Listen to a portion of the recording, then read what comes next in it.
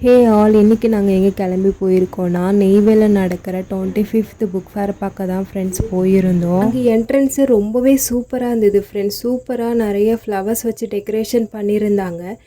Next books இருக்கிற பிளேஸ்க்கு தான் ஃப்ரெண்ட்ஸ் போயிருந்தோம்.